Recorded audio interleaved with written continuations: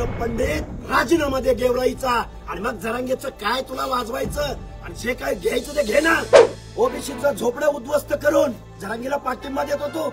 अजितदादा पवार नावाचा जातीवादी मुख्यमंत्री उपमुख्यमंत्री या प्रश्नावर बोलायला तयार नाही। देवेंद्र फडणवीस साहेब काय चूक केली आम्ही? ज्या जरांगे नावाच्या माणसाला रिझर्वेशनचं स्पेलिंग लिहिता येत नाही। हाकेंच्या गाडीवर दगडफेक, लक्ष्मण हाकेंचा पुतळा जाळला आणि त्यांच्या ताफ्यावर झालेली चप्पलफेक। राजकारण आणि गुन्हेगारीसाठी चर्चेत असलेलं बीड यावेळी एका वेगळ्याच मुद्द्यावर पुन्हा चर्चेत आलं आहे। बीडच्या गेवराईत हाकेंच्या ताफ्यावर झालेल्या दगडफेकीमुळे आता राजकीय वर्तुळात पुन्हा खळबळ उडाली आहे। ओबीसी विरुद्ध मराठा असा हा वाद आता विकोपाला जातोय का? गेवराईतील हा वाद नेमका कसा आणि कोणामध्ये झाला? हाकेंची या वादावर काय प्रतिक्रिया आहे? हाकेंच्या ताफ्यावर हल्ला करणारे कोणत्या गटाचे होते? या वादामागचं नेमकं कारण काय आणि विरोधकांच्या याविषयी प्रतिक्रिया काय? हे सर्व जाणून घेणार आहोत या व्हिडिओमधून। त्यामुळे हा व्हिडिओ शेवटपर्यंत नक्की पहा आणि टाइम्स नाऊ मराठीच्या सर्व माध्यमांना सबस्क्राइब आणि फॉलो करायला विसरू नका। बीडचं राजकारण, राजकीय नेते आणि तिथले राजकीय मुद्दे नेहमीच चर्चेत असतात। मग ते संतोष देशमुखांचं प्रकरण असो, महादेव मुंडेंचं किंवा त्या प्रकरणातून चर्चेत आलेले वाल्मिक कराड असो, मुंडे परिवार असो, हे नेहमीच बीड बद्दलच्या चर्चेत असतात। पण आता बीड मधील प्रकरण तापलंय ते म्हणजे बीडच्या गेवराईतील झालेल्या राड्यावरून। तर झालं असं की काल म्हणजेच 25 ऑगस्टला लक्ष्मण हाके यांची वडगाव ठोक येथे जाहीर सभा होती। विजयसिंह पंडित आणि प्रकाश सोळंके यांच्याबद्दल वादग्रस्त वक्तव्य लक्ष्मण हाके यांनी केलं होतं आणि गेवराईत याच वक्तव्याचे पडसाद उमटले आहेत। गेवराईत लक्ष्मण हाके सभेनिमित्त आले होते। गेवराईत हाकेंच्या पुतळ्याला जोडे मारण्यात आले। त्यानंतर लक्ष्मण हाकेंनी मी गेवराईत चहा प्यायला येतोय असे म्हणत विजयसिंह पंडित यांच्या कार्यकर्त्यांना डिवचले। हाके गेवराई शहरात आले। छत्रपती शिवाजी महाराज चौकाकडे ते जात असताना तेथे असलेल्या जमावाने हाकेंच्या ताफ्याकडे चप्पल आणि दगडफेक केली आणि तेथील परिस्थिती हाताबाहेर गेली। हाकेंच्या सभेमुळे पोलिसांचा बंदोबस्त त्यांच्या सोबत होता। परिस्थितीवर नियंत्रण मिळावं म्हणून पोलिसांनी दोन्ही गटाच्या कार्यकर्त्यांवर लाठीमार केला आणि हाकेंना सुरक्षित गेवराई शहराबाहेर पाठवलं। हा मुद्दा इतका तापला आहे की लक्ष्मण हाकेंसह 14 जणांवर सुमोटो गुन्हा दाखल झाला आहे। लक्ष्मण हाकेंनी माध्यमांशी संवाद साधताना विजयसिंह पंडित यांच्या राजीनाम्याची थेट मागणी केली आहे। ते नेमकं काय म्हणालेत तुम्हीच पहा। गेली 8 दिवस महाराष्ट्रामधले ओबीसी बांधव, समाज व्यवस्थेमधले भटक्याविमुक्त जाती जमाती एका माणसाच्या झुंडशाहीला, शिव्यांना, दादागिरीला एवढे वैतागलेले होते आणि त्यावरती आम्ही आमची भूमिका मांडत होतो। अशी भूमिका मांडत असताना या परिसरामधील सत्तेमध्ये असणारे आमदार, या महाराष्ट्राचे मुख्यमंत्री देवेंद्रजी फडणवीस साहेबांच्या मांडीला मांडी लावून बसणारे, सत्ता शेअर करणारे आणि ज्यांच्यावरती या सर्व लोकांच्या हिताची जबाबदारी आहे अशा राष्ट्रवादी काँग्रेस अजितदादा पवार गटाच्या आमदारांनी या परिसरामध्ये जे बॅनर लावले, लाखो रुपयांचे बॅनर लावले, त्यांना मी फक्त एक सवाल केला होता की तुम्ही निवडून आलेले आमदार आहात, सत्तेतले आमदार आहात, देवेंद्र फडणवीसांच्या मांडीला मांडी लावून बसता आहात, तर मग ओबीसींच्या आरक्षणाबद्दल तुमची काय भूमिका आहे ते आम्हाला सांगा। पुतळा जाळला, आम्ही काय बोलतोय तर आमच्या ओबीसीच्या हक्क अधिकाराचं आरक्षण टिकलं पाहिजे आणि हे काय करतायत तर माझा पुतळा जाळतायत। मला वाटतंय हे जे आमदार खासदार आहेत ना ते बजरंग सोनवणे नावाचा खासदार आहे, तिकडे यांच्या पक्षाचा नेता नागपूरवरनं मंडल यात्रा करतोय आणि तो काय म्हणतोय की ओबीसीचे हक्क अधिकार टिकले पाहिजे, तर आम्हाला कळवळाय, आम्ही लागू केलाय। आणि इकडे यांचे आमदार काय म्हणतायत की जरांगे पाटलाची बेकायदा मागणी बरोबर आहे आणि आम्ही त्यांच्या बरोबर आहे। माझं महाराष्ट्रातल्या सर्व जनतेला सांगणं आहे, बजरंग सोनवणे, प्रकाश सोळंके आणि गेवराईचे आमदार विजयसिंह पंडित यांनी राजीनामा द्यायचा आणि जरांगेच्या आंदोलनामध्ये सामील व्हायला त्यांना आम्ही शुभेच्छा देतो।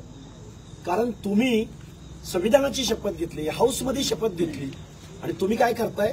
ओबीसीच्या माणसांवरती दहशत निर्माण होईल अशा पद्धतीने बॅनर लावताय चौकात चौकात. हे आमदाराला शोभणारं कृत्य आहे. हे प्रकाश सोळंकी सारख्या वयानं वाढलेल्या माणसाला शोभतंय. आम्ही तुम्हाला मतं देत नाही आहोत गावात, आम्ही तुम्हाला आमदारकीला मतं दिली नाहीत. मग यावरती जर मी आमच्या हक्क अधिकाराबद्दल जर बोललो तर तो विजय पंडित नावाचा अक्कल शून्य आमदार, तू एकदा माझ्या समोर डिबेटला बस, सोशल जस्टिस या प्रश्नावर डिबेटला बस. पिढ्यानपिढ्या तुम्ही आमदारकी भोगताय आणि आमच्या पिढ्यांनी तुम्हाला आम्ही मतदान दिलं, तुम्ही आम्हाला श्वान म्हणताय, भटकं कुत्रा म्हणताय. अरे पंडित होळकरांची अवलाद आहे, समोरनं लढणारी अवलाद आहे. मगाशी बोलता बोलता हा काय म्हणतो आमदार की आम्ही क्षत्रिय आहोत. अरे क्षत्रिय असल्यानंतर तुम्हाला ओबीसी मधून कसं आरक्षण मिळेल राजा? विजय पंडित जरा नॉलेज वाढव. अरे विधानसभेमध्ये लायब्ररी आहे, पैशातनं सत्ता आणि सत्तेतनं पैसा, हजारो कोटीची माया तुम्ही गोळा करता. कुठून रे? तुमची अफीमची शेती आहे, गांजाची शेती आहे. हे बंड आहे. फुले शाहू आंबेडकरांच्या महाराष्ट्रातलं हे बंड आहे. 50 ते 60% ओबीसी भटके विमुक्त जाती जमाती आणि 10 ते 20% माझे आदिवासी बांधव आणि दलित बांधव. अरे या महाराष्ट्राच्या अर्थमंत्र्यानं 1% जास्त आमच्या ओबीसींना त्यांच्या सामाजिक न्याय हक्काच्या योजनासाठी बजेटरी तरतूद नाही. महाज्योतीच्या पोरांना स्टायपंड मिळत नाही. गेले 2 महिने झाले या महाराष्ट्रामध्ये आम्ही आंदोलन करतोय, समुद्रात उड्या घेतल्या. अजितदादा पवार नावाचा जातीवादी मुख्यमंत्री उपमुख्यमंत्री या प्रश्नावर बोलायला तयार नाही. देवेंद्र फडणवीस साहेब काय चूक केली आम्ही?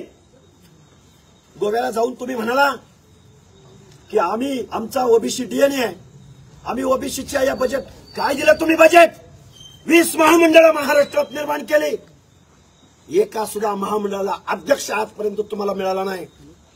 लढायला आम्ही, लाट्याकाट्या झेलायला आम्ही, सत्तेमध्ये कुणाला सामील करून घेतलं? का बोलत नाहीत ती माणसं? हे बंड आहे. 2025 साली जर माझा ओबीसी भटके विमुक्त जाती जमाती जर शंडाप्रमाणे गप्प बसल्या तर तुमचं आरक्षण संपलेलं आहे. आणि तुमचं आरक्षण वाचवायचं असेल तर तुम्हाला रस्त्यावर उतरावं लागेल. काही चुकीचं बोलत असेल तर तुम्ही मला येऊन माझे कान पकडा. काय चाललंय महाराष्ट्रामध्ये? एक अक्कल शून्य माणूस, ज्याला संविधान माहित नाही, ज्याला एकमेकाचा हक्क अधिकार माहित नाही, ज्या जरांगे नावाच्या माणसाला रिझर्वेशनचं स्पेलिंग लिहिता येत नाही, आणि त्याच्या सांगण्यावरनं मुख्यमंत्री उपमुख्यमंत्री मंत्रिमंडळ आमदार, अरे विजयसिंह पंडित राजीनामा दे गेवराईचा, आणि मग जरांगेचं काय तुला वाजवायचं? आणि जे काय घ्यायचं ते घे ना. संविधानिक पदावर राहून तुला असा पाठिंबा देता येणार नाही. आमच्या ओबीसीच्या आरक्षणाबद्दल तुझी काय भूमिका आहे ते सांग अगोदर. ओबीसीचं झोपडं उद्ध्वस्त करून जरांगीला पाठिंबा देत होतो. हे कायद्याच्या सभागृहातल्या संविधानिक पदावरच्या माणसाला शोभतं? या प्रश्नाची उत्तर आम्हाला मिळाली पाहिजे. पण आता लक्ष्मण हाके महाराष्ट्र राज्यामध्ये चिथावणीखोर वक्तव्य करत आहेत. बीड गेवराईमधील प्रकार अशोभनीय आहे, त्यामुळे लक्ष्मण हाके यांना तात्काळ अटक करा अशी सचिन खरात यांनी मागणी केली आहे. ते नेमकं काय म्हणालेत जाणून घेऊयात. महाराष्ट्र राज्यामध्ये मराठा समाजाला आरक्षण मिळावे या मागणीसाठी आंदोलनकर्ते मनोज जरांगे पाटील मुंबई येथे 29 तारखेला आंदोलन करणार आहेत. परंतु याच पार्श्वभूमीवर स्वतःला ओबीसी समाजाचे नेते म्हणून घेणारे स्वयंघोषित नेते लक्ष्मण हाके सतत मनोज जरांगे यांच्यावर खालच्या भाषेमध्ये टीका करत आहेत, खालच्या पातळीवर टीका करत आहेत. हे अत्यंत चुकीचं आहे. मुळात हे राज्य रयतेचे राजे शिवाजी महाराज, संभाजीराजे फुले शाहू आंबेडकर, अहिल्याबाई होळकर यांच्या विचाराचे आणि यांचेच राज्य आहे. तरी सुद्धा जर आज पाहिलं तर बीड जिल्ह्यामध्ये गेवराई येथे जो झालेला प्रकार आहे हा प्रकार अत्यंत चुकीचा आहे, अशोभनीय आहे. ही बाब अत्यंत लाजिरवाणी आहे. असं या राज्यामध्ये होता कामा नये. सतत स्वयंघोषित नेते, ओबीसी समाजाचे स्वयंघोषित नेते लक्ष्मण हाके अत्यंत चिथावणीखोर भाषेचा वापर करताना दिसत आहेत. हे अत्यंत चुकीचं आहे. म्हणूनच रिपब्लिकन पार्टी आपल्या खरात पक्षातर्फे आम्ही महाराष्ट्र राज्याचे माननीय मुख्यमंत्री देवेंद्र फडणवीस साहेब आपणास मागणी करत आहे की लक्ष्मण हाके यांना तात्काळ अटक करा, अशी मागणी आम्ही आपणास करत आहोत। गेवराईतील झालेल्या या राड्यामुळे लक्ष्मण हाके विरुद्ध विजयसिंह पंडित असा नवा वाद सुरू झाला आहे। लक्ष्मण हाके ओबीसी आरक्षणावर विजयसिंह पंडित यांना टार्गेट करत आहेत का? हाकेंनी जी प्रतिक्रिया दिली ती चूक की बरोबर?